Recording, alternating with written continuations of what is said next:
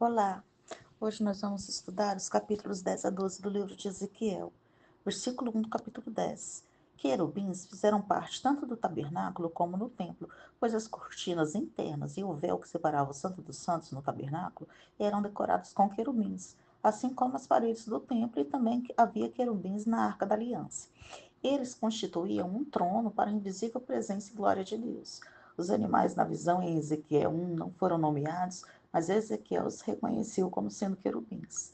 Versículo 2. A perfeita santidade de Deus exige o julgamento pelo pecado.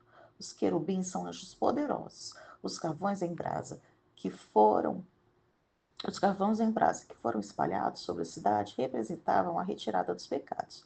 Para Jerusalém, significava a destruição de todas as pessoas que ostensivamente pecaram e recusaram-se a se arrepender.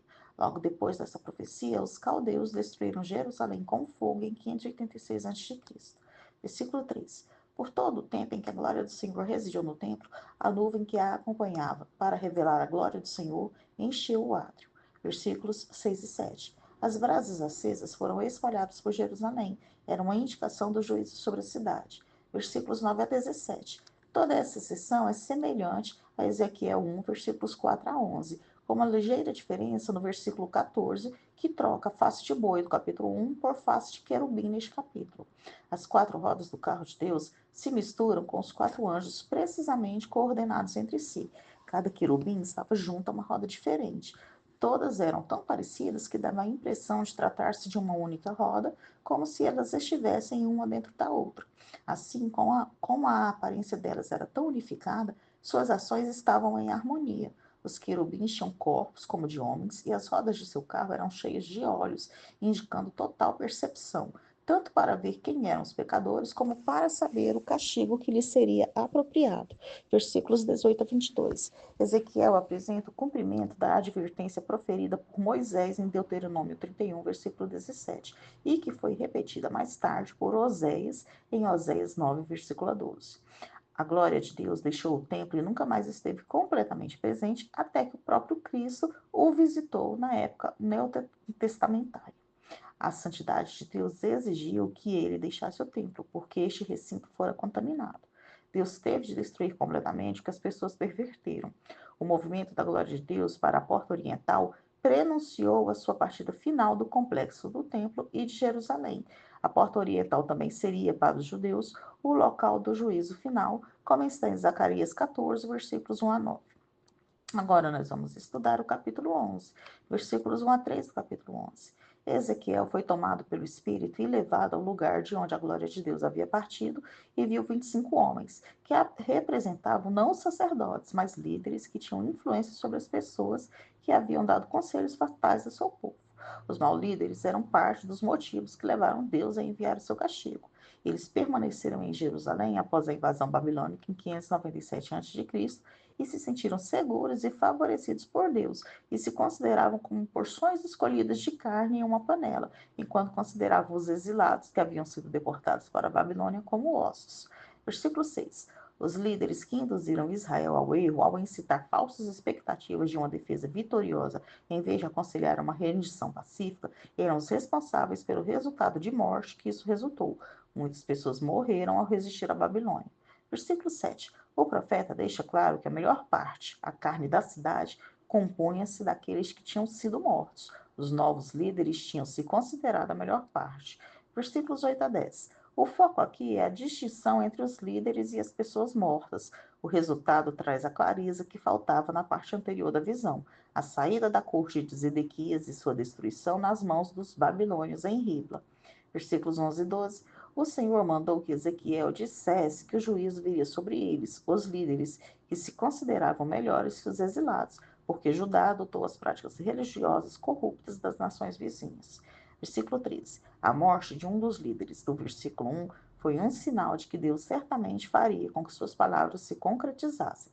Aparentemente, esse líder morreu repentinamente enquanto Ezequiel estava recebendo a visão de Deus, de modo que o profeta temeu que a morte desse líder pudesse significar a morte de todos os israelitas e intercedeu pelo remanescente. Versículo 15. Deus havia dado a terra aos israelitas, mas ele também ameaçou removê-los dela por conta de sua desobediência. Deus pouparia o remanescente, mas o remanescente não incluiria a liderança corrupta. Versículo 16. Deus responde à pergunta de Ezequiel sobre a porção de Israel que ele poupará e onde restaurará, declarando que o precioso e bendito Senhor ainda cuida dos exilados. Ele seria um santuário para eles e os traria de volta à terra prometida. Versículo 17. O Senhor pode abandonar a sua terra, mas ele não abandonaria permanentemente o povo. O ajuntamento de seu povo dentre as nações se refere ao fim do exílio babilônico, mas pode também se referir a um ajuntamento futuro de Israel no início do reino milenar. Versículo 18. O remanescente removeria os ídolos detestáveis e as imagens repugnantes que outrora encheram a terra. Alguns eruditos acreditam que o cumprimento histórico dessas ações ocorreu em Esdras, nos capítulos 6 a 10. Versículos 19 e 20. O coração de pedra é o dos não regenerados, aqueles que se recusam a sujeitar-se à vontade de Deus.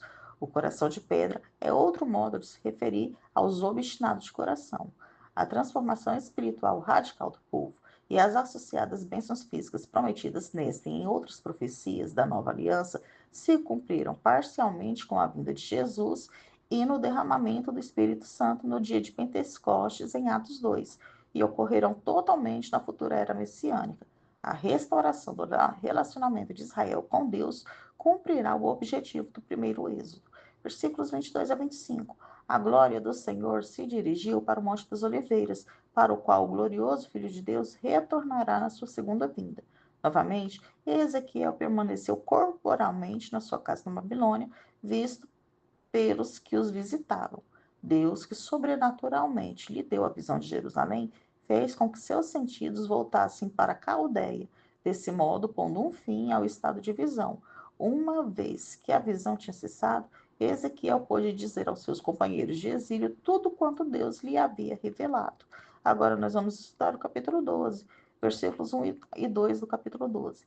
Cegueira e surdez na Bíblia geralmente indicam desobediência ou incredulidade. A mensagem de Ezequiel era dirigida tanto aos seus companheiros de exílio que estavam tão endurecidos, quanto aos que estavam ainda em Jerusalém. Eles estavam tão desejosos de um rápido retorno a Jerusalém que não aceitariam a mensagem sobre a destruição da cidade. Versículos 3 a 6. Essa ação dramática a ser feita pelo profeta exigia que os pertences fossem carregados às escondidas para representar as bagagens levadas para o exílio, apenas o estritamente necessário. Os seus conterrâneos haviam levado bagagens iguais a essa quando partiram para o cativeiro, ou quando tentaram fugir durante a tomada da cidade pela Babilônia. Alguns que estavam tentando fugir foram pegos como que reis, como o rei Zedequias, que foi capturado, cegado e obrigado a ir para o exílio. Ezequiel deveria cobrir o rosto para evitar ser reconhecido, como os fugitivos fariam. Versículo 7. Os exilados sabiam exatamente o que Ezequiel estava fazendo, porque 6 anos antes fizeram preparações semelhantes quando deixaram Jerusalém rumo à Babilônia. Versículos 8 a 13. O príncipe é o último rei de Judá, Zedequias, um morador de Jerusalém. Ezequiel profetizou que este rei infiel estava destinado ao juízo. Ele seria cativo para a Babilônia, porém jamais haveria, porque seria cegado pelos seus captores. Zedequias sempre foi citado por Ezequiel como um príncipe, nunca como rei. Jeoaquim era considerado como o verdadeiro rei, porque os babilônios nunca o depuseram formalmente. Toda a casa de Israel, contudo, compartilhava o desastre da queda de Zedequias. Versículos 14 a 16. A mão do Senhor estaria com seus inimigos, como se eles fossem sua vara de correção, e somente alguns seriam poupados. Um remanescente que seria preservado pelo Senhor compreenderiam sua culpa e se voltariam para o Senhor em terras pagãs. Deus prometeu que sempre haveria algumas pessoas que permaneceriam leais a ele. Versículos 17 a 20. O comportamento dos refugiados é o foco destes versículos. A ação simbólica tem aqui uma ênfase psicológica. O povo da terra refere-se aos cidadãos entre os companheiros de exílio de Ezequiel, que agora são sem terra, desterrados. Versículos 21 a 24. A demora tinha dado ao povo a falsa impressão de que o golpe do castigo nunca viria.